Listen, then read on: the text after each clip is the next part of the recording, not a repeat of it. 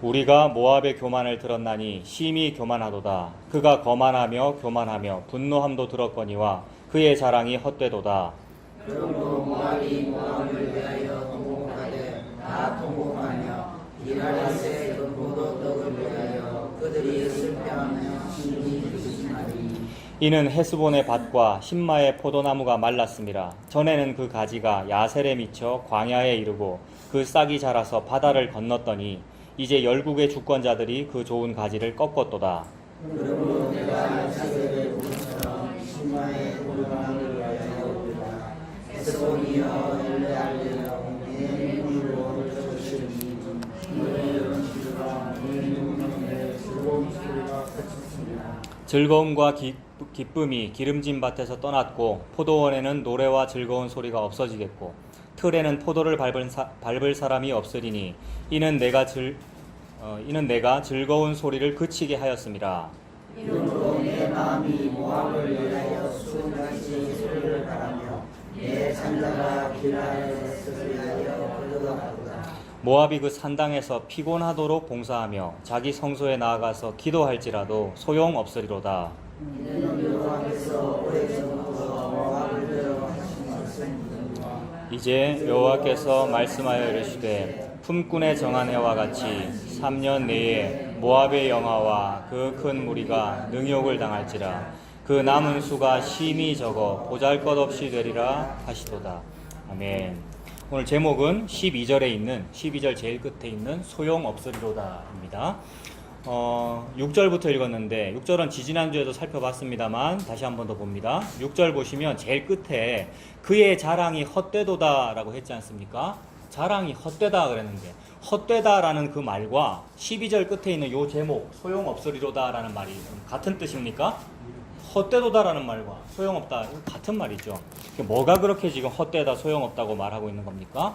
6절에 보니까 모압은 교만하고 거만하고 분노하기까지 하는데 그렇게 교만하면서 했던 일들이 뭐였냐면 자랑이었다. 근데 그 자랑이 헛되다 그 말이죠. 6절이. 그의 자랑은 헛되도다. 그러니까 자랑하는 게 헛되고 그 자랑하는 게 결국 소용이 없겠네요, 여러분. 자랑한다는 거는 자랑할 만하니까 자랑했을 거 아닙니까? 뭔가 믿는 구석이 있으니까. 뭐 자랑스럽지 않은 걸 자랑하는 사람은 없죠. 정말 자랑할 만한 거, 믿을 만한 거, 든든한 거 이런 걸 자랑했고 내세운 건데 그거 헛되다, 소용없다 이렇게 말씀하고 계십니다. 뭘 자랑했길래 하나님께서 모압에게 너희가 뭘 자랑했길래 모압이라는 것은 결국 죄인을 의미하니까 우리를 의미합니다. 유다가 볼 때 우리 유다는 괜찮고 모압 너희는 나빠라고 이렇게 늘 보지만 우리가 늘 그렇게 하지만 사실은 우리에게 하시는 말씀이죠. 우리가 죄인이라는 말씀인데 그 죄인에게는 늘 자랑이 있습니다. 허탄한 자랑. 그래서 뭘 자랑하길래 하나님께서 그것을 헛되다라고 말씀하십니까? 그 자랑한 내용이 7절부터 이제 끝절까지 나옵니다. 모압이 뭘 자랑했는지 7절부터 14절까지가 모압이 자랑한 내용들인데 그 자랑들을 하나님께서 쳐부수셔서 헛되게 만들어버리겠다. 그러니까 옛날에는 참 자랑스러운 것이었는데 그것을 하나님께서 무찌르시니까 옛날에 그게 자랑스러웠는데 라면서 울고 있더라는 거예요. 모압이. 그러니까 모압이 지금 통곡하고 있는 내용이잖아요. 뭐를 자랑했는가를 한번 살펴보겠습니다. 7절부터 보세요. 그러므로 모압이 모압을 위하여 통곡하되 다 통곡하며. 왜 통곡한다 그랬습니까? 옛날에는 자랑했는데 그 자랑거리들을 다 무찔러 버리시니까 지금은 통곡하고 있어요. 그 옛날에 뭐를 자랑했길래 뭐 자랑했습니까? 거기 보면 전에 말씀드린 대로 명조체가 아니고 고딕체로 되어 있는 글자체가 좀 다른 글자들이 있죠. 그런 성경책이 좀 좋은 거라 그랬잖아요. 그죠? 그게 이제 외국말, 우리가 볼 때 이제 외국말, 지명이나 인명이나 히브리어나 헬라어나 이거 외국말로 된 것들을 그렇게 표현하는 겁니다. 그 외국말 뭐 나옵니까? 거기에 길하레셋이라 돼 있네요. 이거 지난주 이거 하도 우리가 오랜만에 모여서 지난주에도 살펴봤는데 모압의 그 지명들을 하나하나 우리가 언급하면서 성읍들이 망한다 그랬잖아요. 왜냐하면 모압의 성읍이라고 하는 것은 모압만 그렇습니까? 다 모든 문화라고 하는 것이 큰 강 유역에 문명을 이루어 살면서 만든 게 뭐냐면 성읍이잖아요. 성읍이라는 것은 뭐냐면 성읍을 둘러치는 것이니까 나 살겠다라는 얘기죠. 근본적으로 인간은 자기 자신의 도피성을 스스로 짓고 있는 중이죠. 태초부터 우리가 나를 위하여 지은 도피성이 뭡니까? 무화과나무 이파리 옷이잖아요. 요게 도피성이죠. 요런 도피성을 잘 발달시킨 게 벽돌 건물이고요. 벽돌 성체, 성읍이고 해자를 둘러파는 것이고 이게 공성전이고 수성전이니까 이게 인류의 전쟁이란 말이에요. 1, 2차 세계대전이 그렇고 지금은 경제전쟁하고 있고 이런 모든 전쟁이 도피성 쌓느리라고 지금 이러고 있는 거잖아요. 그러니까 옛날에는 태초에 창세기 3장에는 무화과 옷이라는 말이 대표적으로 도피성이었고 지금 여기서는 길하레셋이라는 말이 너희들의 도피성이야. 그 얘기죠. 거기에 대하여 원시복음에서는 무화과 나무가 아니고 가죽옷이야 이러고 계시는 것이고 지금 여기서는 길하레셋이라는 너희의 그 벽돌 성읍이 아니고 도피성이야. 그러니까 율법에 나온 6개의 그 도피성 곧 예수 그리스도를 의미하죠. 그러니까 예수님이 도피성이라는 얘기인데 참으로 자랑하려거든 도피성이신 참 도피성이신 예수님을 자랑해야 하거늘 모압인 우리는 길하레셋을 자랑하더라는 거죠. 참 잘 지었지 봐라 성벽 잘 지었잖아 라고 자랑하고 있는 것에 대하여 하나님께서 길하레셋을 함락시켜 버리시니까 모압이 지금 뭐 하고 있습니까? 이게 요새 아이들 말로 유유입니다. 이게 그러니까 운단 말이죠. 예, 통곡. 그 통곡하는데 왜 그러냐면 옛날에는 길하레셋이 참 좋았는데 길하레셋 건포도 떡을 위하여 그들이 슬퍼하며 심히 근심한다는 거예요. 그러니까 모압에는 여러 가지 산업이 있다는데 모압이 원래 옛날에는 조공 바쳤다 그랬잖아요. 무슨 조공 바쳤냐면 새끼 양 바쳤다 그랬지 않습니까? 그러니까 목축업으로는 목양, 양이 주 산업이고 농업 중에서는 포도나무, 무슨 여러 가지 농작물 이런 게 주 산업인데 우리 지방에서 나오는 포도나무 좋지라고 하면서 포도나무로 떡 만들어서 포도떡 길하레셋 건포도 떡 만들어서 떵떵거리고 수출하고 수입하고 그렇게 살고 있었는데 경제전쟁 하면서 서구 열강이나 우리나 이때 고대 근동이나 늘 제국들은 다 그거 하고 있는 거죠.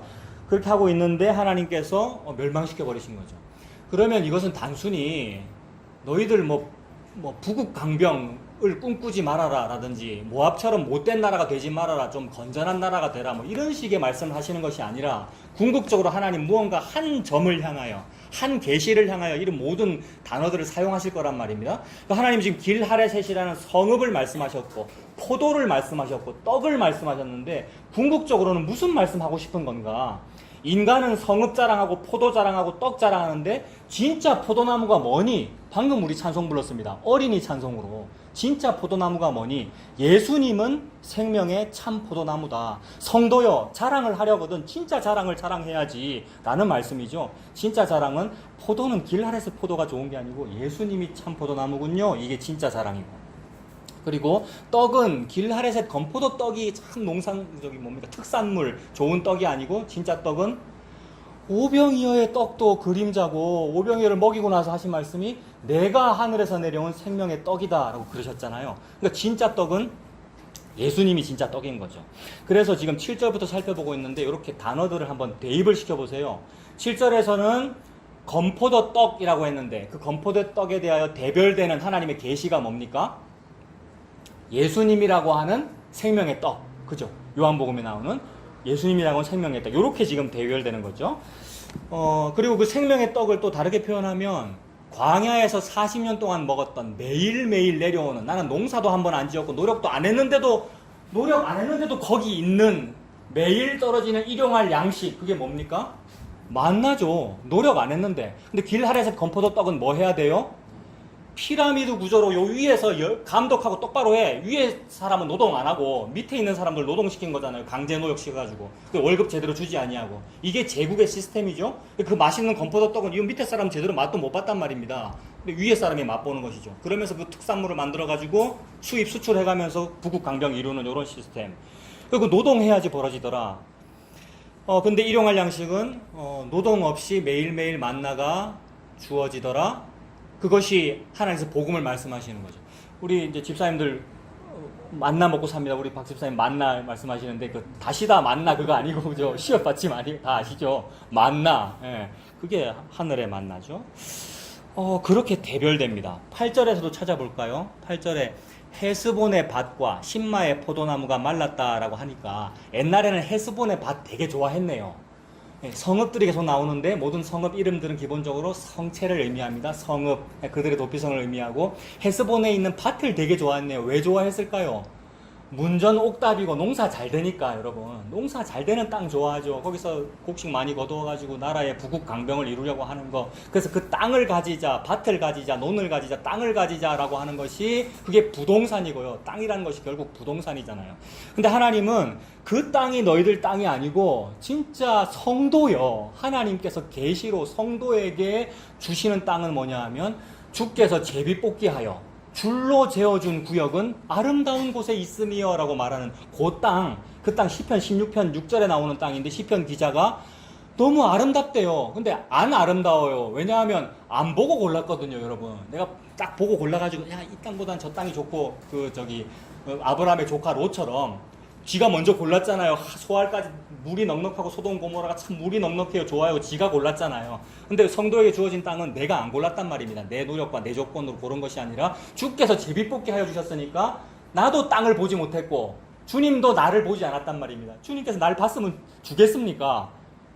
주님께서 나를 봤으면 주겠습니까? 니 같은 거 보면 안 준다는 게 사실 세상 종교의 논리죠, 여러분. 너무나 주면 안 되는 조건인데도 주셨다. 그게 무조건적으로 저와 여러분 은혜 주시는 거잖아요. 그게 제비뽑기 해주신 땅이죠. 그러니 나는 그 땅 받은 것이 그게 문전옥답이 아니고 아주 돌짝밭 같고 아주 험한 땅이라도 내가 그 땅을 받은 것이 감지덕지죠. 그래서 주께서 저에게 줄로 재워준 구역, 즉 제비뽑기 하여 주신 그 땅은 아름다운 곳에 있음이여 라고 노래를 부르게 됩니다.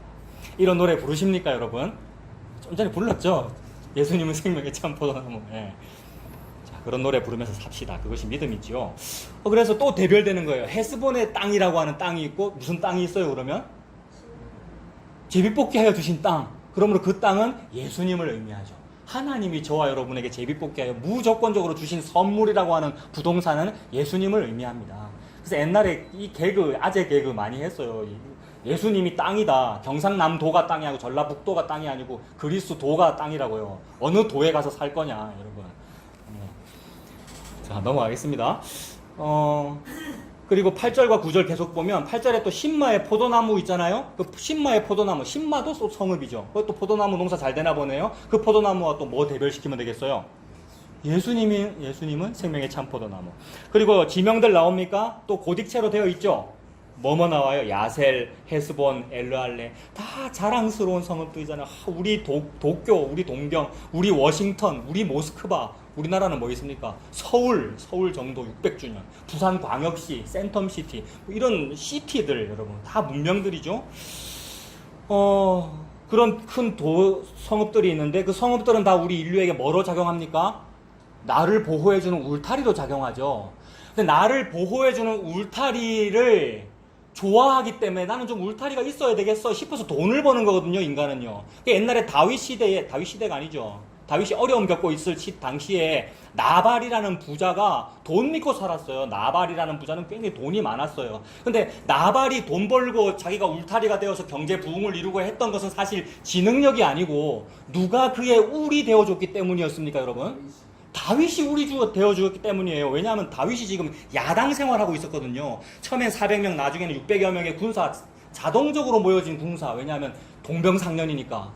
빚지고 억울한 사연이 있는 사람들이 무기 들고 다윗왕한테 모여가지고 이루어진 그게 임시정부. 마치 상해 임시정부처럼 망명생활하고 있는데 그들이 마치 군대와 같잖아요. 화가 난, 승이 난 600명이니까 군대와 같이 다윗 장군 휘하에 몰려있는데 그들이 있으면 그들 옆에 살면 안전해요. 다윗의 군대가 주둔하고 있으면 그 옆에 살면 안전하다고요. 군대 주둔지 옆에 살면 안전합니까, 여러분? 요새는 민주군대가 되어서 그렇다고 말하는데 옛날에는 군대 주변에 살면 여러분 군대 주변에 항상 사창가가 있는 것이고 여러분. 근데 또 다 그래요. 이거 뭐 베트남 전도 그렇고 군대 주변에 우리 일본 뭐 일제 위안소 이런 거 다 그런 거잖아요.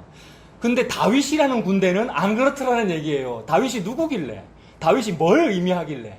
예수 그리스도를 예표하며 예수님이라고 하는 여호와의 군대 장관을 의미하고 여호와의 군대를 의미한단 말이에요. 그러므로 그 군대 주둔지에 있는 자는 행복하다 이 얘기입니다. 나발이 그래서 행복하고 농사가 잘 된 거거든요.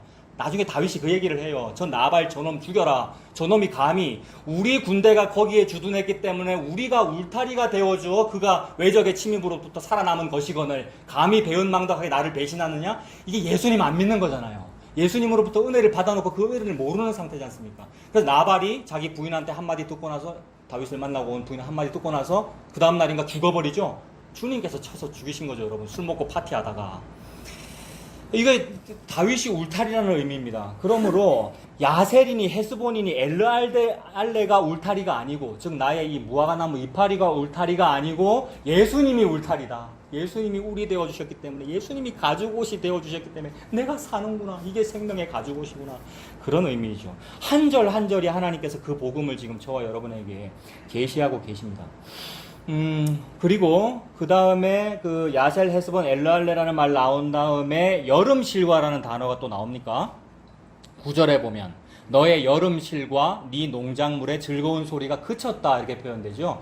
여름실과라는 말은 저기 아모스 8장 1절 이런 데도 보면 이거 히브리어 발음으로는 제가 모르겠어요. 찾아봤는데 지금 뭐 생각 안 납니다. 모르겠습니다. 근데 제가 원래 원어를 잘 모르니까 한글로만 지금 말씀드립니다. 여름실과라고 되어 있는데 아모스 8장 1절에도 그 단어가 똑같이 나오는데 스트롱이라는 학자가 옛날에 있었어요. 여러분 전에 한번 말씀드렸는데 스트롱이라는 영국 목사님인가 그래요. 그분이 모든 히브리어 헬라어 단어에다가 번호를 하나씩 다 붙였어요. 그걸 스트롱 코드라고 그래요. 그래서 스트롱 코드가 동일한 코드가 붙어 있으면 이게 같은 단어인 거예요. 여름실과라는 단어에다가 스트롱 코드 7019번을 붙였더라고요. 7019번에 해당하는 단어 그 의미가 뭐냐면 종말이라는 뜻인데, 그러니까 히브리어에서 말하는 종말이라는 무슨 단어가 있을 거 아닙니까? 끝났다라는 그 단어. 그 단어와 여름실과를 의미하는 히브리어가 발음이 같더라는 거예요. 이건 뭐 하는 거냐면 이거 문학이잖아요, 여러분. 글자로 표현된 문학이잖아요. 그러니까 하나님께서 마치 시인의 감성으로 시적으로 글을 쓰고 있는 거란 말입니다. 그래서 선지자는 시인입니다. 그래서 선지자는 시인이라는 말은 시적 자유를 가지고 무언가 말을 하고 있는 중이라고요. 그러므로 시인은 틀린 말 할 때가 굉장히 많아요, 여러분. 시인은 그러니까 문법적으로도 안 되는 말을 할 때가 많단 말입니다. 근데 청중들이 저 시인 저거 문학가라면서 말이야 국문법에 틀린 말을 하네 라고 청중이 반응을 하면 무식한 청중인 거예요. 왜냐하면 시인이란 원래 틀린 말을 해도 된다 이 말입니다. 그래서 거기에서 출발하여 이것이 선지자의 감성과 같은 거예요. 선지자는 당대 사람들이 틀렸다고 하는 말을 해도 된다 이 말입니다. 왜냐하면 하나님의 말씀은 항상 당대 사람들한테 틀린 말이거든요. 그래서 선지자는 그 당시에 무슨 취급받았다고 항상 당대에 미친 사람 취급받았습니다. 맨날 법에 안 맞는 말을 하니까. 문법에 틀린 말, 어울리지 않는 말, 요새 세태에 맞지 않는 말을 하니까. 그게 시적 감성이란 말이에요. 그래서 진짜 시인, 진짜 예술가는 사실 어떤 그 당대의 세태나 당대의 어떤 정치적인 문제나 이런 것을 비판하게끔 되어 있죠. 말을 꼬아가지고 여러분. 그래서 보조관념을 사용해가지고 무슨 말을 하는 거잖아요. 청중이 지혜가 있으면 저 사람, 저 시인이, 저 말씀이 보조관념을 동원해가지고 뭘 얘기를 하는 건가? 보조관념을 동원해서 뭐 얘기합니까? 원관념 얘기하죠. 원관념. 이거 전부 옛날에 국어 시간에 여러분 들었던 거. 전에 시 얘기 한번 했는데 내 마음은 호수요 그대 노죠. 이게 그대가 노를 젓는다, 배, 노 젓는다, 호수 이게 전부 보조관념이란 말이에요. 보조관념을 가지고 원관념 뭐 얘기하는 거냐면 사랑, 남녀의 사랑. 그것을 복음으로 연결하면 예수님이 신랑이고 우리가 신부다는 그 얘기. 그게 원관념이죠. 그래서 지금 여름실과라는 그 단어를 가지고 시적으로 표현하고 있는데 마치 우리나라 말처럼 우리나라 요 배도 배잖아요. 그 다음에 바다에 떠 있는 배도 배고 먹는 배도 배고 전부 발음이 같은 것을 사용해서 비꼬아서 표현할 수 있을 거 아닙니까, 여러분? 요 배를 말하고 싶은데 바다의 배라는 걸 사용해가지고 비꼬아서 말할 수 있습니다. 이것도 종말을 말하고 싶은데 여름실과라는 단어에다 담아서 말씀하시는 거죠. 왜냐하면 모압이 포도나무 실과 좋아하고 농작물 좋아하고 이 농작물이 우리의 주산물이야. 이거 수출 수입해가지고 우리가 이렇게 잘 살아라고 이게 우리 되어서 우리가 살고 있어라고 떵떵거리니까 너 그거 끝났어 라고 말씀하시는 거죠. 여름실과라는 말과 종말이라는 말은 발음이 같습니다. 그러니 그 여름실과 농작물은 끝났다. 그러니 제일 끝이 뭐예요? 9절 제일 끝이 즐거운 소리가 끝났다. 끝났다가 뭡니까 여러분? 끝났다가. 이 끝났다라는 요 의미를 계시로 받아 말한 사람이 시몬 할아버지입니다. 시몬 할아버지가 그 100세 가까운 그 이 할아버지가 노년의 할아버지가 백발의 할아버지가 뭐 언제 끝났다는 말을 했죠? 예수님 안고 예수님 정결 예식 치르는 그 갓난아기 예수님 안고 드디어 만났다. 끝났다. 주제여 이제는 종을 평안히 놓아주시는 법. 저 끝났습니다. 이게 종말입니다. 그러니까 예수님이 종말이죠. 여러분 예수님이 저와 여러분에게 오신 것, 즉 내가 예수님 믿어진 거 이게 종말입니다. 끝났기 때문에 더 이상 없어요. 더 이상 없어요라는 말이 여러 가지 버전으로 표현되죠. 저 이제 죽어도 돼요도 되고, 아, 여한이 없어요, 다른 소원이 없어요, 이렇게 되죠. 그 예수님이 진짜로 저와 여러분에게 그렇게 종말로 끝으로 다가왔으면 좋겠습니다. 그래서 끝났다라는 말은 이 집 모압한테는 슬픔의 말이에요. 왜냐하면 즐거움이 끝났다, 지금까지 북극 광병이 끝났다, 나 망했다인데 그 망한 게 복 받은 겁니다, 여러분. 숫자가 많아가지고 부흥해서 너무 좋아요 라고 하고 있는데 적은 무리가 된 게 복 받은 거라고요. 그래서 적은 무리여 슬퍼하지 말아라, 적은 무리여 괴로워하지 말아라고 위로하시는 분이 예수님이죠. 왜냐하면 그렇게 죽여버린 게 예수님이거든요. 저와 여러분을 죽여버린 게 십자가에 같이 함께 종말이 임한 거죠. 그래서 예수님부터 종말 시작이죠, 여러분. 예수님 옛날에 태어나신 것부터 종말 시작이고 그 종말이 완성되어 갑니다. 종말의 끝이 시작되었고 끝의 끝이 지금 오고 있습니다. 그래서 9절까지 보았죠. 그리고 10절에도 찾아볼까요? 10절과 11절에도 포도원이라는 말 등장합니까? 이 포도원 좋아했죠, 그동안. 이 포도원 때문에 노래 불렀고요, 모압이. 근데 그 끝났다, 종말이다.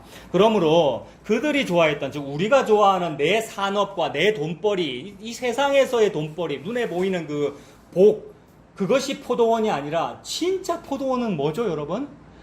나는 결코 그 포도원에 들어갈 수가 없는데 들어가게 된 그 포도원입니다. 나는 그 포도원에 왜 못 들어가냐 하면 포도 짓는 농업 기술이 내한테 없어요. 자격증이 없고, 게다가 힘도 없고 몸에는 장애가 있어요. 그래서 새벽부터 인력시장에 나가서 노동사무소에서 이거 내 좀 안 써주나 일당 벌어보려고 하고 있는데 전부 자격증 갖고 있는 사람들 데리고 가지 내는 안 데리고 간단 말입니다. 그래서 밤늦게까지, 이제 퇴근 시간 다 돼까지 취직을 못하고, 이게 오늘날 청년의 모습이라면서요, 여러분. 취직 안 된다고 난리 한다는데, 그래서 그 뭘 말씀하시는 거예요, 지금? 그래, 너희가 능력이 없어. 차목사 네가 능력이 없고 너희들이 자격증이 없어. 무슨 자격증? 포도원 들어갈 자격증이 없단 말입니다. 저와 여러분들이 천국 갈 형편이 없단 말입니다. 그래서 내 모든 형편 아시는 주님 이거잖아요. 자격증이 없어, 천국 들어갈 자격증이. 근데 이 천국은, 세상 천국은 자격증과 조건이 있어야 들어간다는데 하나님이 말씀하시는 그 하나님의 나라는 조건을 보지 아니하고 부르신다. 그래서 퇴근 시간 다 되어서 이렇게 오늘도 내 처자식을 굶기는구나, 일당을 못 버는구나 하고 있는 나에게 예수님께서, 예수님 누굽니까? 포도원직입니다. 예수님이 포도원 장이고 사장님이시고 오셔가지고 자네 여기 왜 이러고 서 있는가? 우리 포도원에 와서 일하게. 내가 당신에게 얼마를 주겠다? 한 데나리온의 일당을 주겠다 이랬습니다. 안 믿어져요. 안 믿어져요. 한 데나리온은 건장한 청년, 자격증 가진, 일을 잘하는 사람의 하루 온 거 일당인데 저한테 무슨 한 데나리온을 줍니까? 라고 갔는데 주더라는 거죠. 한 30분도 일 안 했는데. 이게 복음이고 구원이잖아요. 나 같은 자격 없는 사람이 받는 것이구나. 그래서 그런 사람이 들어간 곳이 포도원입니다. 자랑하려면 요 포도원 자랑해야 되죠. 옛날에 길 아래서 포도원이 자랑스러운 게 아니고, 내는 못 들어가는 곳에 내가 들어갔어요. 거기가 천국이에요. 하나님 나라예요. 그래서 그분이 말씀하시기를 회개해라. 이 포도원이 니한테 왔다 이러셨어요. 회개해라. 하나님 나라가 가까이 왔느니라 이러셨잖아요. 하나님 나라가 포도원이고요. 하나님이 사장님이시고요. 예수님 사장님이시고요. 일꾼을 부르신 거죠. 그래서 내가 그 포도원에 들어가게 되었어요. 이것이 유일한 간증이고, 이것이 나의 간증이요, 이것이 나의 찬송이다. 이거 자랑이잖아요. 영적인 자랑. 그래서 그거 말씀하시는 거죠. 세상 포도원이 아니라 예수님께서 나를 불러주신 바로 그 포도원. 그래서 10절과 11절에서 그 포도원이 이제 망했다. 그러므로 그들이 슬퍼합니다. 11절도 보세요. 이러므로 내 마음이 모압을 위하여 수금같이 소리를 바라며 내 창자가 길 하레셋을 위하여 그러하도다. 모압은 길 하레셋 포도 자랑하면서 살았는데 망했기 때문에 슬퍼하는데 나도 함께 슬퍼하네요. 여기서 나는 영적으로 보면 유다를 의미하고, 유다 민족을 의미하고, 이사야 저자를 의미하고, 동시에 하나님을 의미하죠. 예수님께서 지금 같이 슬퍼요. 네 포도 번다는 거, 그게 뭐 좋다고 그러고 있니? 그거 망하는 거야. 근데 그거 붙잡고 있다가 망하니라는 것을 슬퍼하셔요. 왜냐하면 나라고 하는 한 데나리온이 있잖아. 나라고 하는 만나, 하늘의 만나가 있잖아. 나라고 하는 생명의 떡이 있잖아 라고 말씀하시면서 이거를 주신이라고 슬퍼하고 계셔요. 하나님으로부터, 예수님으로부터 우리가 그거 받아 먹을 일이죠. 주인의 상에서 떨어지는 떡 부스러기를 받아 먹을 일이죠.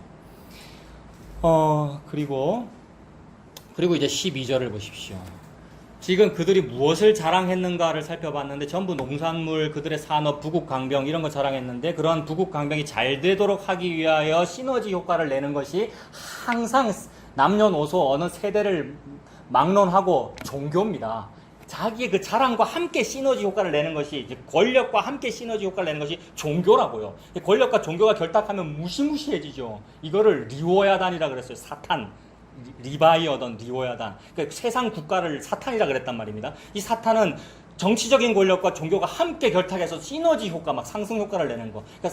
그러니까 성직자와 정치가가 함께 서로 제휴하면서 득을 보는 거. 그럼 밑에 있는 피라미드 밑에 있는 사람들은 고생만 하죠. 유진을 시키면서. 대표적인 예가 제국주의가 다 그래요. 뭐 히틀러 같은 경우도 그렇고요. 히틀러가 집권했을 때 그 이제 뭐라 그러죠? 늑대 소굴이라 불렀는데, 그러니까 우리나라의 청와대에 해당하는 거기에 신부님, 목사님들 불러 모았단 말입니다. 루터, 독일은 무슨 나라입니까? 마틴 루터, 종교개혁의 나라이기 때문에 그 종교개혁 마틴 루터의 후예들이 있었단 말이에요. 근데 신부님들 계셨고 다 불러 모아가지고 너희들 지금 우리나라의 상황을 봐라. 1차 세계대전 망해가지고 우리가 완전 피폐해져 있었고 1차 세계대전의 그 전쟁 배상금을 유럽으로 계속 물고 있었단 말이에요. 지금 일본하고 비슷한 상황이에요. 언제까지 우리가 이렇게 나라도 아닌 꼴로 살아야 되느냐. 나 히틀러가 주님께서 보내신 주의 종이다. 내가 이 땅의 문제를 내가 해결할 테니 너희들은 하늘의 일을 해라. 이랬단 말입니다. 무슨 말이냐면 하늘과 땅을 구분해서 땅은 내가 잘하니까 예수 보고 땅 관여하지 말라 그래. 니들은 하늘의 일만 잘해. 이랬단 말입니다. 그러니까 설교 똑바로 하란 말이죠. 교회 가서. 괜히 히틀러한테 반대하는 말 하지 말고 백성들이요. 우리는 하늘에서 기도하고 하늘 영적인 것만 합시다. 그런 데서 여러분 뭐 랄랄랄이 나오는 것이고요. 결국 영적인 것만 하자. 땅의 문제 관심 가지지 말자 이 말이죠. 고매해 보이네요. 여러분 이렇게 표현하니까. 땅의 문제 관심 가지지 말라. 그러니까 히틀러를 위해서 기도해라. 그래서 그 히틀러 당시에 그 기록 영화, 히틀러 정권을 찬양하는 기록 영화, 옛날에 그 여자 여류 감독이 있었는데 그 사람이 찍은 그 영화 다큐멘터리에 보면 첫 장면이 하늘이에요. 하늘, 구름. 구름을 뚫고 비행기가 한 대 등장하는데 그 융커스기라고 독일이 상당히 당시에 항공 강국이었습니다. 다른 나라는 절대 못 만드는 최첨단 비행기를 먼저 보여주는 거예요. 그러니까 하늘 보여주고 최첨단 비행기 보여주고 자기 나라 자랑하는 거죠. 그 비행기가 구름을 뚫고 그 독일 그 무슨 대회의 나치당 전당대회 하는 그 대회의장을 싹 통과해서 도시 빌딩이 있고 그래서 활주로에 탁 착륙하고 문이 딱 열리고 히틀러가 내리는 장면이에요. 첫 장면이. 뭘 보여주는 거냐면 하늘로부터 임했다 이 말입니다. 하늘로부터 임한 분이 누굽니까 여러분? 예수님인데 모든 우리 인간의 죄는 그 예수를 나로 대치하는 겁니다, 여러분. 우리 모든 인간의 죄는. 그래서 그걸 보여주는 거예요. 그래서 종교와 결탁한 거죠, 히틀러 정권이. 그래서 말 잘 들으면 부흥시켜 주는 것이고요. 정부에서 돈 대주는 것이고요. 그 교회와 그 성당에. 근데 그걸 거부한 사람이 대표적인 사람 독일의 어떤 사람이죠? 본헤퍼 목사 같은 사람. 본헤퍼 굉장히 젊은 나이에 이거 아니다. 독일 고백교회의 목사님이었다고 하거든요. 그 말은 그 마틴 루터의 후예고요. 종교개혁 정신이 있는 것이고요. 이건 아니다는 거죠. 그래서 뭐 보네퍼나 이런 사람들이 히틀러를 암살하려고 그랬는데 나중에 뭐 말도 많았더라고요. 아무리 의도가 정당해도 복음을 아는 사람이 어떻게 다른 사람을 살인할 계획을 세우느냐 뭐 이랬다고 하는데 잘 모르겠습니다. 보네퍼는 뭐라 그랬냐면 버스 운전기사가 술 취했고 미쳐가지고 지금 독일 국민을 다 태우고 지금 죽음의 길로 가고 있는데 그 어떤 방법으로도 멈출 수가 없는데 죽여서라도 멈춰야 되는 거 아니냐고 말했단 말입니다. 근데 형장의 이슬로 사라졌죠. 마지막 죽으면서 하는 말이 옆에 있던 간수가 놀렸어요. 니 이제 죽었다. 옷 다 벗겼거든요. 보네퍼를. 예수님하고 똑같죠.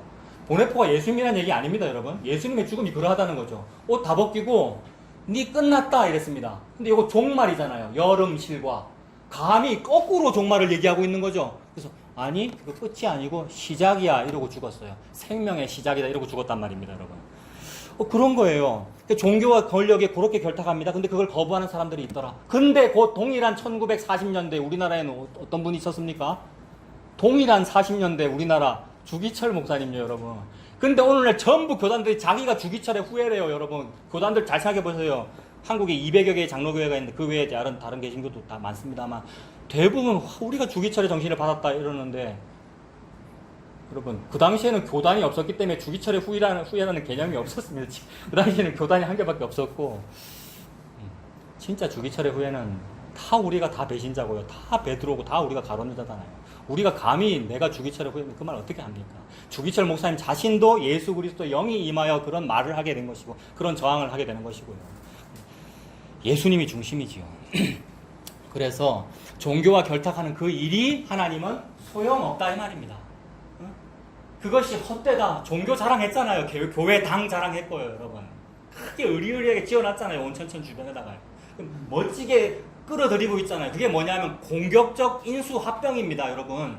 그래, 선교에 공격적 선교라는 말도 있거든요. 공격적 선교.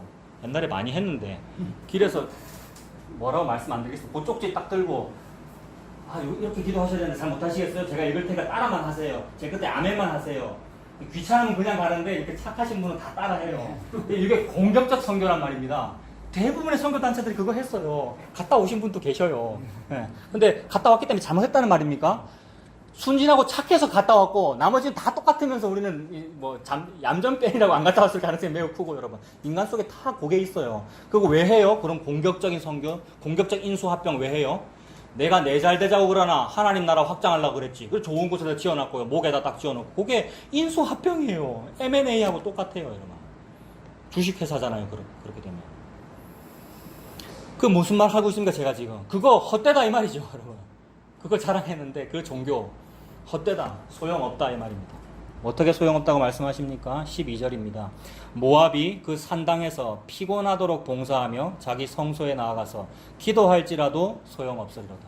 이건 너무나도 직접적으로 다가오는 단어죠, 여러분.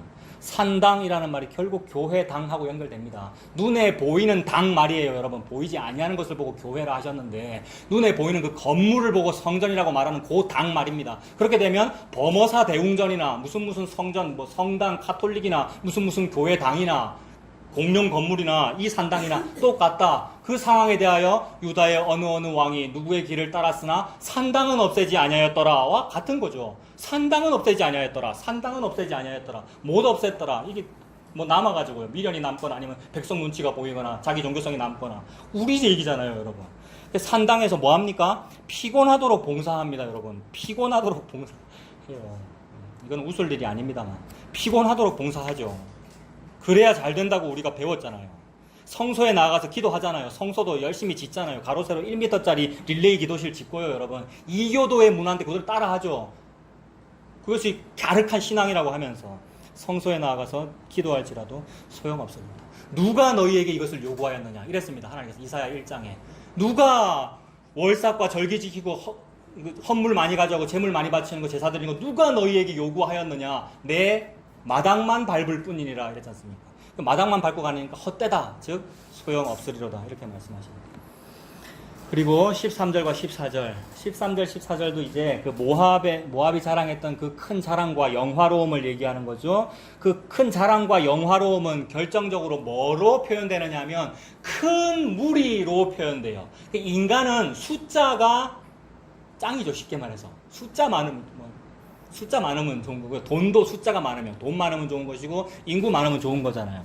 13절 14절 보세요. 이는 여호와께서 오래전부터 모압을 들어 하신 말씀이거니와 이제 여호와께서 말씀하여 이르시되 품꾼의 정한 해와 같이 3년 내에, 그러니까 품꾼의 정한 해가 있는데 3년이라는 기한을 정해놨다고 하네요. 어떤 일꾼의 일하는 기한 또는 어떤 정한 기한을 정했다는 얘기죠. 이 말은 유한하다라는 얘기죠. 3년 안에 또는 기한 내에라는 말은 유한하다, 그 끝났다는 말과 연결되죠. 이게 기한이 길면 영원하다 이렇게 볼 수 있는데 그게 아니고 끝났다, 유한하다. 3년 내에 모압의 영화와 그 큰 무리가 능욕을 당할지라 라고 했습니다. 큰 무리가 곧 영화로움이죠, 여러분. 인간에게는 큰 무리가 자랑입니다. 돈 많은 게 자랑이고요, 숫자 많은 게 자랑이란 말이에요. 그래서 그거를 늘리기 위해서 그렇게 계수를 하고요, 열심히 셉니다. 그런데 하나님 뭐라 그러십니까? 너희는 인생을 의지하지 말아라. 그들의 호흡은 코에 있나니 수에 칠 가치가 어디 있느냐라고 했는데, 계수할 가치가 없다라고 했는데 우리는 계수해가지고 큰 무리가 되면 좋다 그래요. 근데 복이 임하면 어떻게 되냐면 하나님께서 그 큰 무리를 무너뜨려 버리신다는 거죠. 흩어버리시고. 그래서 큰 무리를 흩어버리시면 어떻게 됩니까? 능욕을 당하고요. 그 남은 수가 어떻게 되죠? 14절. 그 남은 수가 심히 적어 보잘것없이 되리라. 이것은 모압이 받은 심판이자 구원입니다. 심판과 구원은 동시에 있는 거잖아요. 그래서 심히 적은 무리가 된 것이 벌 받은 거예요. 그래서 심판을 받은 것인가 동시에 구원을 얻은 겁니다. 어떻게 되느냐 하면 적은 무리여 무서워 말라 그러시잖아요. 예수님께서. 무조건 물리적으로 숫자가 작다고 그게 구원받았다 이 얘기가 아니라 예수님의 복음으로 해나요. 복음과 함께 고난을 받아라라고 말씀하셨습니다. 그 고난은 적은 무리죠. 어떤 따돌림을 당하는 무리고요. 복음에 의하여 예수님 이름 때문에 미움받는 거. 그래서 그 적은 무리여 무서워 말라라고 했습니다. 누가복음 12장에 나오는데 제가 읽어드릴게요. 누가복음 12장에서 무엇을 먹을까 무엇을 마실까 막 걱정했어요. 무엇을 먹을까 무엇을 마실까 그게 뭡니까? 어떻게 해야 길 아래서 건포도 떡을 좀 얻어 먹을까? 어떻게 해야 좀 맛있는 거 먹을까? 좋은 성읍 지을까? 이게 무엇을 먹을까? 무엇을 마실 건데 예수님 말씀하시기를 이 모든 것들은 세상 백성들이 구하는 것이다. 즉 요 나왔던 모압의 자랑은 세상 백성이 좋아하는 것이다. 너희는 세상 백성이 아니라 성도잖아. 이 얘기죠. 이 모든 것들은 세상 백성들이 구하는 것이다. 너희 아버지께서는 이런 것들이 너희에게 있어야 할 것을 다 아시느니라. 하나님 다 아신대요. 뭐를요? 나한테 의식주가 필요하다는 것을. 그러니 걱정하실 그분이 걱정하고 계시겠네요. 그분이 매일매일 주고 계시겠네요. 그러니 그분이 열심히 농사 지으니까 매일 만나가 떨어지잖아요. 저와 여러분에게. 나 농사 안 지었는데도. 그래서 이 모든 것이 있어야 할 줄 아시느니라. 다만 너희는 그의 나라를 구해라. 그리하면 이런 것들을 너희에게 더하시리라. 그의 나라가 뭡니까? 회개해라. 나라가 가까이 왔다. 나 예수님이 가까이 왔다. 예수님이 나라이고 예수님이 곧 포도원이고 포도원이 여기 왔는데 포도 알갱이 한 개만 먹었으면 좋겠어요 할 필요가 없죠. 여러분. 포도원이 왔는데 포도원이 다 주어졌는데 그 다라는 개념이 만유잖아요. 만유가 다 주어졌는데 만유를 바라는 것이 아니라 돈이 얼마 있었으면 좋겠어요. 당연히 물리적으로 그리 됩니다만은 이것을 대비시키는 거죠. 너무 큰 것을 보여줌으로써 포도원 너 다 가졌어 이렇게 말씀하시는 거죠. 그래서 거기에 적은 무리여 무서워 말라. 누가복음 12장 32절에 적은 무리여 무서워 말라라는 그 말을 한 맥락이 요거라고요. 무엇을 먹을까 무엇을 입을까 걱정하지 말아라. 적은 무리여 무서워 말라. 너희 아버지께서 그 나라를 너희에게 주시기를 기뻐하시느니라. 그 나라가 뭡니까? 예수님이고 포도원이네요. 그것을 너희에게 주셨다라고 말씀합니다. 그래서 지금까지 이 6절부터 14절까지 전부 자랑 살펴봤는데 그거 자랑 전부 소용없다 그랬습니다. 헛되다라고 그랬습니다. 근데 그 헛된 것 중에서 가장 대표적인 거 한 가지만 지금 다시 한번 반복해서 살펴보고 이제 마무리하겠습니다. 가장 대표적인 헛된 자랑 그거 뭐냐 하면 8절에서 봤던 거예요. 여러분 8절 한번 보세요. 8절에 무슨 얘기 나오냐면 그 가지라 그랬는데 나뭇가지니까 이거 무슨 나무겠습니까? 포도나무겠죠. 지금 포도 계속 자랑하잖아요. 그러니까 모압이 자랑하는 어떤 농산물 대표적으로 포도나무가 있는데 포도나무가 막 자라가지고 가지가 뻗쳤어요. 그 가지가 야셀에 미쳐 광야를 지나고 그 싹이 막 자라서 뭐까지 건넜대요? 바다까지 건넜대요. 뭐 떠오르는 거 없습니까, 여러분? 나무가 뭐 저렇게 저처럼 저렇게 삐쩍 말라 죽이는 게 아니고 나무가 막 잘 자라서 무성하고 점점 뻗쳐간다는 것이 이게 부흥의 이미지란 말이에요, 여러분. 부흥의 이미지. 이거 안 좋아하는 사람 있습니까? 이 전부 좋아해요, 여러분. 뻗쳐가야죠, 막. 그래서 어떤 기독교 신앙도 그렇게 되기를 바라고요. 막 그래서 뭐라 하죠? 하나님 나라 확장이라 그러고 막 전도하라 그러잖아요. 물론 해야죠. 그것이 이런 이미지에 담아서 우리가 그런단 말이에요. 점점 뻗쳐가자는 거죠. 그래서 가지가 야세를 지나고 광야 지나고 싹이 바다를 건넜다라고 하는데 복음 없이 즉 예수님의 이름 없이 인간은 기본적으로 요거 좋아합니다. 그래서 모든 인간은 기본적으로 제국주의자입니다. 제국주의가 요거거든요. 나라고 하는 나무가 가지가 자라고 뻗쳐서 여기 지나고 여기 지나서 저기까지 가고 싶다를 시사적인 용어로 제국주의라 합니다. 여러분. 그래서 나라고 하는 나라에 만족을 못해요. 모든 나라가 다 그렇습니다만은 일본만 미워하는 거 아닙니다. 저 일본을 예로 들어서 내 나라 내 땅에 만족하라는 것이 계시적으로는 복음이에요. 내 땅이 뭔데요, 여러분? 예수님이잖아요. 제비뽑기하여 주신 땅이 예수님이잖아요. 그래서 그 땅 때문에 지계표를 옮기지 마라 그런 거란 말입니다. 지계표를 옮긴다는 건 뭐예요? 독도도 우리 땅이야. 이게 지계표 옮기는 거죠. 시마네 현인가? 거기가 지계표인데 그 현의 지계표를 독도까지 옮기겠다는 거잖아요, 여러분. 그게 영적으로 그렇게 연결되는 거잖아요, 계시적으로. 그게 제국주의예요. 나라고 하는 땅에, 내라고 하는 나무의 가지가 독도를 넘어 한반도를 지나 명나라 치고 천축국까지 치려고 그랬습니다. 왕 5천 축국전, 옛날에 학교 다닐 때 배웠던 거. 해초라는 스님이 있었죠. 그 천축국이 어딥니까? 한반도에서 천축국까지 걸어가가지고 일기 쓴 거예요. 그 스님이. 천축국이 인도예요, 인도. 근데 도요토미 히데요시가 임진왜란 한 때 도요토미 히데요시의 꿈이 뭡니까? 한반도 조선정벌하는 건데 조선정벌은 목표가 아니고 명나라 건너 천주국 가려고 조선 정벌 했단 말입니다. 비전의 사람이죠. 꿈꾸는 사람이잖아요. 도요토미 히데요시가. 도요토미 히데요시는 기독교인은 아니었습니다만 그의 수제자는 기독교인이었습니다. 고니시 유키나가 여러분 스페인 기독교를 받아들였거든요. 그 스페인 그 세스페데스라는 신부가 있었는데 그런 사람들이 스페인과 포르투갈의 총기를 일본에게 지급한 것이고 그래서 고니시 유키나가 뭐니까 임진왜란 당시 왜군의 10%가 크리스찬이었습니다, 여러분. 이 얘기 자주 하죠, 여러분. 근데 조선 조정이 기독교의 존재를 알았어요, 1500년대에. 이건 놀라운 거예요. 고신대학교 이상규 교수님이라고 교회사 전문가 계시거든요. 그분이 이 글을 썼어요. 길리시 단자들인가라는 그런 제목의 글을. 길리시 단자 전에 설명드렸는데 무슨 뜻입니까? 길리시단, 이게 크리스찬이라는 발음을 중국이나 일본이 잘 못하기 때문에 한자로 길리시단이라고 쓴 거란 말이에요. 크리스찬, 길리시단. 그 존재를, 즉 기독교라는 존재를 조정이 알았다고요. 그래서 고니시 유키나가가 쳐들어올 때 그들의 일본군 깃발이 뭐였습니까? 불멸의 이순신에 나와요. 드라마에 김명민 주연 아시죠 다? 거기에 하얀 바탕에 검은색 십자가. 이게 공격적 선교입니다. 공격적 선교. 그 신부님들이 거기에 군종 신부로 참가한 거거든요. 세스페데스라는 신부가 우리나라에 왔었어요. 한반도에. 그 신부님의 생각은 뭐겠습니까? 비록 이런 방법으로라도 포교하면 복음 듣고 예수 믿게 되는 거잖아 라는 논리. 이거 어디에서 나온 논리입니까? 그로부터 500년 전부터 있었던 십자군 원정에 있던 논리죠. 십자군 원정 당시에 수사들, 신부님들이 했던 주된 멘트는 뭐냐 하면 십자군 원정길에 길목에 서서 성수 뿌리면서 무슨 종려나무 가지 흔들면서 성수 뿌리면서 저 사람들 죽이는 것은 죄가 아닙니다. 고해성사 미리 안 해도 제가 다 용서해 드립니다. 라는 요거. 사죄라고 하는 것은 예수님을 대신하는 거잖아요. 살인하는 것은 죄가 아닙니다. 라고 해주는 거. 이거였단 말이에요. 그런 정신으로 그게 제국주의고요, 여러분. 제국주의. 그 제국주의라는 그 정치적인 사상과 종교가 결탁하면 무시무시해지죠. 왜 무시무시해집니까? 살인도 죄가 아닌 게 되는 거니까. 그래서 가지가 야셀에 미쳐 광야에 이르고 그 싹이 자라서 바다를 건넜다. 이게 제국주의입니다. 모든 사람은 다 제국주의자예요. 그러니까 히브리 백성, 하나님의 백성들도 결국 제국주의자죠. 왜 그렇습니까? 하나님은 기본적으로 제국주의 사상이 아니셔요. 하나님은 기본적으로 반제 사상 쪽이에요. 반제라는 말은 하나님 무슨 사상가다 이 얘기가 아니고 반제라는 말은 제국주의를 반대하는 걸 의미하죠. 일제강점기 때 우리가 그때가 일제시대라고 그러고 일제강점기라고 부르는데 왜 일제라고 부릅니까? 일본이라 안 부르고 왜 일제라고 부릅니까?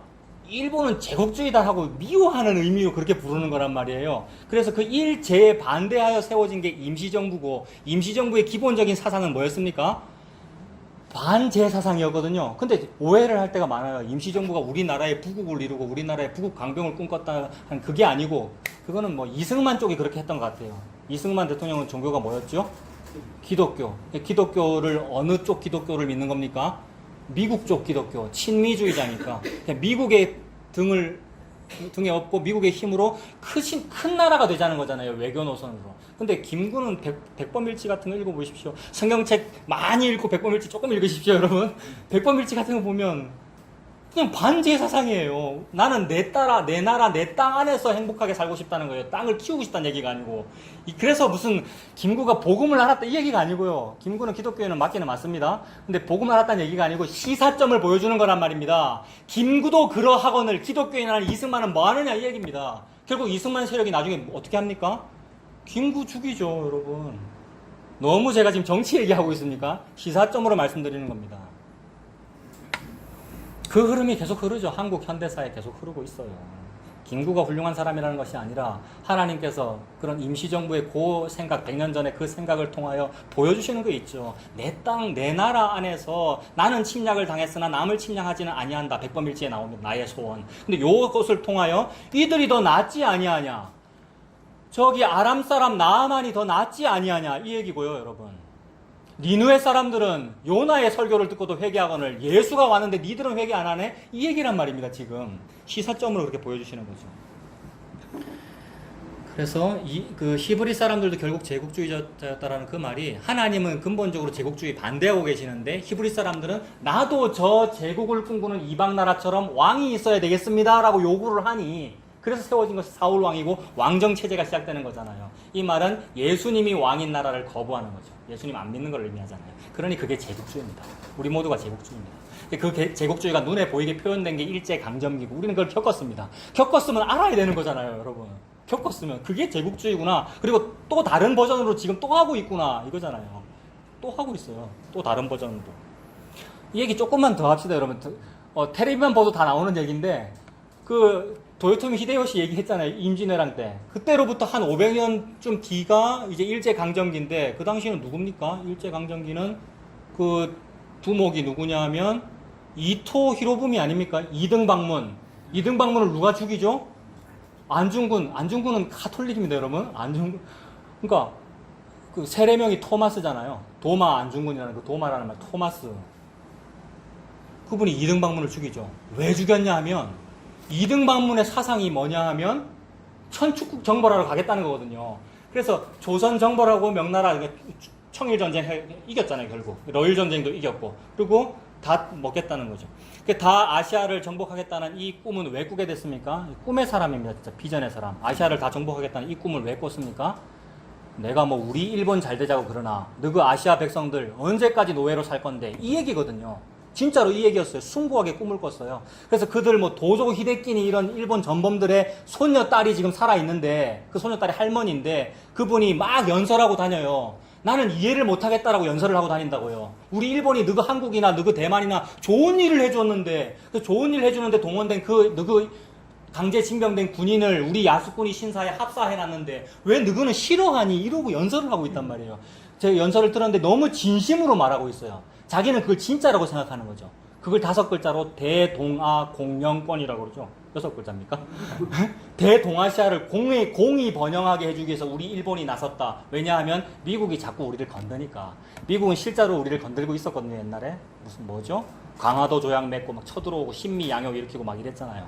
언제까지 미국한테 당할래? 우리가 한번 하자. 근데 당해도 됩니다, 여러분. 이 땅에서는 시험이 있다 그랬어요. 이 땅에서는 당하는 일이 있어요. 근데 그 시험을 겪고 나서 결국 하나님이 약속하신 것을 주기 위함이다 이랬습니다. 즉 땅에서는 어렵다. 어려운데 그 어려움을 통과하여 약속하신 것을 준다. 약속하신 것은 예수님이죠.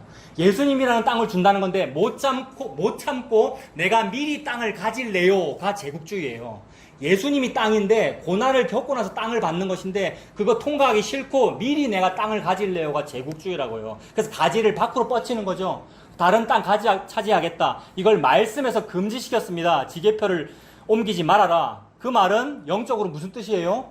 예수 믿어라라는 말이죠. 그 영적으로 남의 땅 가지겠다는 말은 예수 안 믿겠다라는 말이 되니까 그게 반제사상이란 말입니다. 시사적으로 그렇게 어울린다는 거예요. 그러니 임시정부에 가깝죠. 이 복음이라는 것은. 자꾸 제가 임시정부를 지금 변호하고 있습니다만 저는 너무 맞아요. 우리가 민주주의 국가라면 대한민국 헌법에도 그렇게 돼 있잖아요. 임시정부의 법통이 있습니다. 근데 그 법통이 중요한 것이 아니라 예수님 복음이라는 그 법통이죠, 여러분. 우리 성도는, 복음을 아는 성도는 예수님이 우리의 임시정부고 나라입니다. 그래서 이것이 제국주의와 그렇게 일맥상통하더라는 얘기고요. 이 말씀들 제가 다 그냥 얘기로 했는데 말씀의 근거를 말씀드려야겠죠. 호세아 5장 10절에도 유다 방백들은 지게표를 옮기는 자 같으니 내가 나의 진노를 저희에게 물같이 부으리라. 유다 방백은 뭔데요? 방백이니까 정치가들입니다. 정치가는 정치 사상으로 정치하죠. 유다의 정치 사상은 뭡니까? 예수님이어야 합니다. 유다의 정치상 하나님입니다. 하나님이 비 내려주면 농사되고 비 안 내려주면 농사 안 되는 땅이 무슨 땅이에요? 그게 약속의 땅이에요, 여러분. 약속의 땅은 젖과 꿀이 흐른다고 그래서 잘 된다 그랬는데 그 모압이 잘 되는 것이고 소돔 고모라가 잘 되는 것이고 약속의 땅은 주님께서 만나 주시면 만나 먹고 안 주시면 못 먹는 땅. 주님께서 비 내려주시면 천수답이라서 농사가 되고 안 주시면 안 되는 땅. 이게 나는 적에게 침략을 당했으나 나는 침략하지 아니하는 김구의 백범일제도 나오는 그런 스토리와 연결되더라는 겁니다. 그래서 지게표 옮기지 말아라. 지게표를 미리 옮기게 되면 무슨 현상이 벌어지느냐면 하갈과 동침하여 이스마엘을 낳습니다, 여러분. 그런데 주님께서 주시는 지게표, 주님께서 주시는 땅은 내가 노력 안 했고 나는 생식 능력이 없는데 이삭이 태어나요. 100살 때. 이 논리죠. 이 원리란 말입니다. 그리고 또 다른 근거, 신명기 27장 17절. 그 이웃의 지게표를 옮기는 자는 저주를 받을 것이라 할 것이요 모든 백성은 아멘 할지니라 이랬습니다. 이게 성도죠. 여기에 아멘이 되는 그 사람을 보고 백성이라 그럽니다. 그러니까 나는 너희의 하나님이 되고 너희는 내 백성이 되리라 이러셨습니다.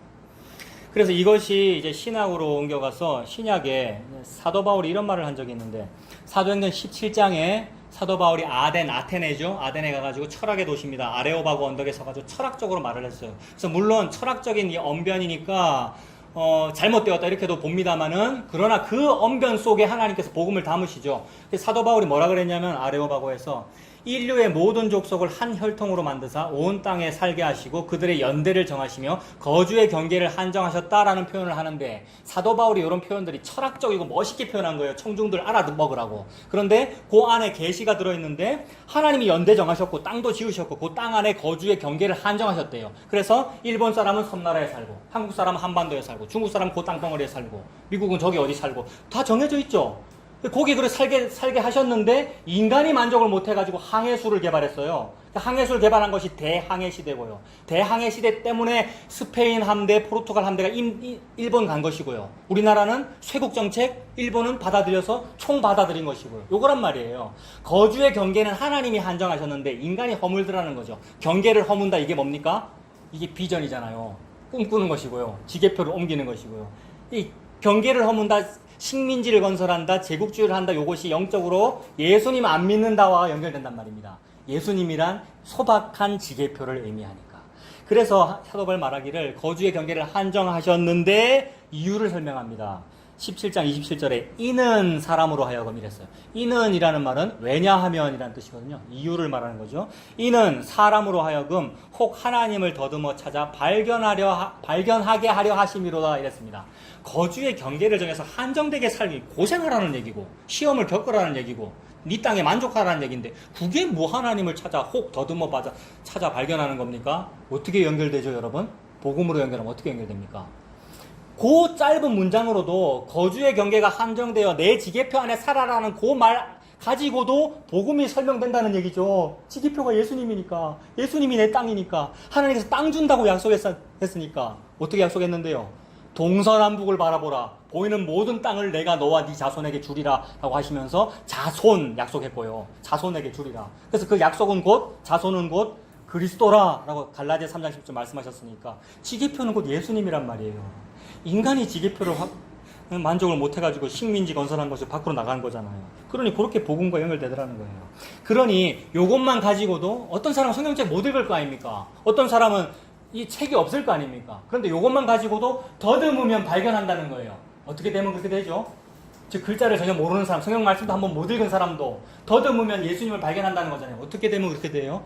예수님께서 지혜와 계시의 정신을 그 사람한테 주면, 즉 그 사람이 엄마 뱃속에 있는 애든지 아니면 치매에 놓이는든지 상관이 없는 거죠. 이게 구원의 능력이란 말이에요. 치매 노인이 언제 이거를 읽었으면 언제 이거를 해석했겠어요? 이 설교를 언제 들었겠어요? 그러나 하나님이 지혜와 계시의 정신을 주면 그 사람이 더듬어서 지계표가 예수님이네요 이러고 천국 간단 말입니다, 여러분. 이게 조건을 보지 않은 놀라운 구원이잖아요. 그래서 인간으로는 할 수 없으나 하나님은 하시느니라, 이 구원을. 그래서 더듬어 발견한 그것이 반제사상 쪽 그런 얘기구나. 이 땅 안에서의 얘기구나. 섬나라는 섬나라에 만족해. 한반도의 영토는 한반도와 그 부속 도서로 한다. 여러분 헌법에 나오는 이게 땅이구나. 그렇다면 그 땅은 예수님이군요. 저는 예수님이란 땅에서 살래요. 하게 되는 것이죠. 그래서 거주의 경계를 한정하사 소박하게 자기 땅에 만족하고 사는 그것만으로도 혹 하나님을 더듬어 찾아 발견하라는 뜻입니다. 소박하게. 그래서 무슨 말입니까? 하나님이 주신 땅이라는 것은 궁극적으로 예수님이다. 예수님이 너 도망가라고 주신 도피 성읍이다. 문명이 성읍이 아니고 예수님이 성읍이다. 예수님이 포도원이다. 예수님이 가죽옷이다. 지어 입히셨다. 창세기 3장 21절에 그 말씀이죠. 그런데 그 예수님을 믿지 않고 그림자로 주어진 땅, 돈, 복 요거 믿고서 막 확장시키려 하면 그것이 바로 제국주의라는 얘기입니다. 그러니까 고로한 제국주의, 인간이 내가 내 자아 확장하려고 건축 크게 하는 것이고요. M&A 해가지고 막 다 흡수 통합하는 요것을 보고 하나님 지금 뭐라 그러시는 거예요? 소용없다. 그거하고 하나님 나라 확장하고 하등에 관계없다는 거죠. 자기는 평생 내가 전도 많이 했다, 확장시켰다 하겠지만 하나님 그거 헛되다, 소용없다라고 하십니다. 그런데 이러한 가지 넘는 이 현상이 전부 헛되고 전부 소용없는데 하나님이 그거 딱 한 개 헛되지 않아 라고 말씀하시는 것이 있으니 그게 놀라운 일이에요. 창세기 49장에, 창세기 50장에서 끝이니까 이제 거의 마지막이잖아요. 야곱이 죽으면서 유언을 남기죠. 야곱의 아들이 12인데 12아들 하나씩 불러다가 루벤은 어떻다, 유다는 어떻다 하나하나 불러다가 얘기하는데 그 유언이 곧 유언이자 그 아들에 대한 심판이자 그 아들에 대한 복입니다. 어떤 것은 심판인데도 복이고 막 이래요. 근데 그 야곱이 요셉 불러다가 뭐라 그러냐면 요셉은 무성한 가지다. 이 무성한 나뭇가지가 담을 넘었다 이랬단 말입니다. 방금 요 얘기하고 같은 얘기 아니에요, 여러분? 그러니까 우리 인간이 하는 이 나뭇가지에 담을 넘는 일은 제국주의인데 하나님께서 하시는 나뭇가지가 담을 넘는 일은 소용이 있다 이 말입니다. 요셉을 통하여 뭐 말씀하시는데요, 여러분? 하나님께서 요셉이 가나안에서 애굽으로 미리 애굽한 거고요. 그래서 요셉의 그 일로 말미암아 희생과 나중에 유다의 희생도 나오고요. 그 희생으로 말미암아 생명을 보존하시려고 이렇게 한 겁니다. 형님들이여 두려워하지 마십시오. 하나님께서 생명을 보존하시고자. 생명이 뭔데요? 복음으로 인하여 십자가로 인하여 저와 여러분에게 주어지는 것이 생명이란 말입니다. 생명 때문에 요 일을 했습니다라고 하니까 생명 때문에 생기는 일은 뭡니까? 예수님의 십자가입니다. 예수님의 십자가가 입애굽과 출애굽으로 표현되는 것이죠. 그래서 예수님께서 입애굽 안 하셔도 되시는 분인데 선지자의 말을 이루기 위하여 헤롯 대왕이 죽이려고 하니까 입애굽했다가 헤롯이 죽었다는 말을 듣고 다시 출애굽하여 가나안 땅 가서 나사렛 가서 살았더라. 이것은 선지자의 말씀을 이루려 합니다라고 복음서에 기록했단 말입니다. 그러니 그 옛날에 입애굽 출애굽 사건과 예수님은 같은 얘기를 하고 있는 중이죠. 그러니 예수님이라고 하는 나뭇가지가 가나안, 베들레헴, 예루살렘, 유대 땅에서 가나안에서 담을 넘어 애굽에 이른 것이고 애굽에서 담을 넘어 가지가 이른 것이니까 예수님은 생명의 참포도나무가 가지가 담을 넘은 그 일만이 헛되지 아니하다 이 말입니다. 전부 나뭇가지가 소용이 없고 헛돼서 전도서 기자가 헛되고 다 헛되다 그랬는데 그 말은 단 하나만 안 헛되다. 예수님이라고 하는 참포도나무의 가지가 담을 넘는 것이 이것이 안 헛되다. 그러니 꿈을 꾸려면 이 나뭇가지가 넘는 꿈을 꿔야 되죠, 여러분. 이것을 보고 비전이라 그러고요. 그래서 요셉이 꿈쟁이다, 비전의 사람이다라는 말은 요 얘기죠. 예수님이 꿈꿨다는 얘기잖아요. 그러니까 예수님께서 이 꿈을 받아 하나님으로부터 이 비전을 예수님이 이루셨으니까 예수님이 충성되게 일을 하신 겁니다. 우리 인간이 그걸 막 해야죠. 나도 국무총리가 돼야 된다. 내가 하나님 나라 확장시켜야 된다. 이것이 아니고 예수님이 그 일을 했다는 말이죠. 그러니 나의 모든 일은 소용이 없는데 예수님의 그 일만이 소용이 있습니다. 이거를 좀 다른 말로 하면 예수님이라는 그 일만이 은혜가 헛되지 아니하다 그런 거죠. 우리는 헛된데 그 헛되지 아니한 은혜가 저와 여러분의 임해서 우리가 그 예수님 믿고 사는 우리 다 되시길 바랍니다. 기도하겠습니다. 살아계신 하나님 아버지, 모압의 심판을 통하여 그 심판 속에 구원이 있음을 보았습니다. 그래서 내가 자랑하는 그것이 다 헛되며 소용없다는 말씀을 통하여 단 하나 헛되지 아니하는 것은 곧 예수 그리스도인 줄로 믿습니다. 그 예수님 믿고 살아가는 우리가 되도록 인도하여 주시옵소서. 예수님 이름으로 기도합니다. 아멘.